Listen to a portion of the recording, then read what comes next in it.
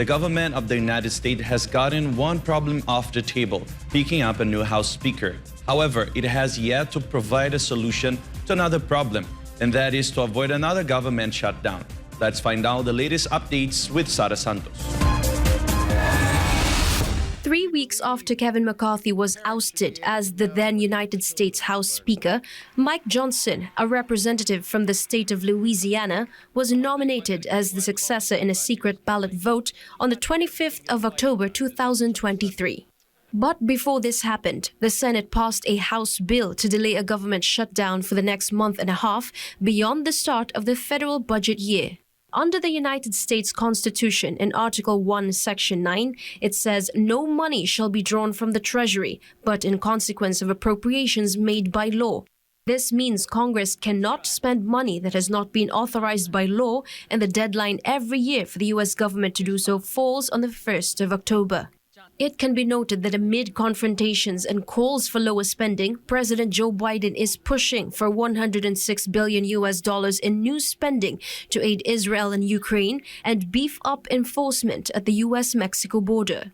Now, what exactly is a government shutdown? A government shutdown happens when non-essential U.S. government offices can no longer remain open due to a lack of funding. Lawmakers are supposed to pass 12 different spending bills to fund agencies across the government, but the process is time-consuming.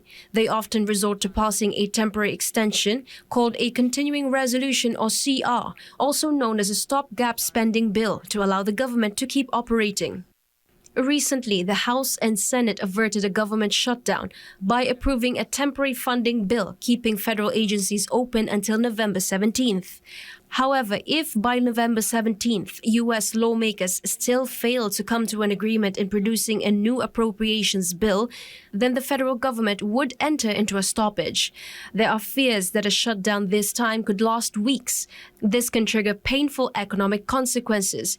The U.S. government has shut down 10 times over the past 40 years and no other country shuts down its government in the same way the U.S. does. But the question now is, what will the U.S. government do in order to avert this from happening again? Could the lawmakers come to an agreement under the leadership of the newly installed House Speaker before the deadline? That is the big question over the next few days. This is Sarah Santos reporting, SMNI News.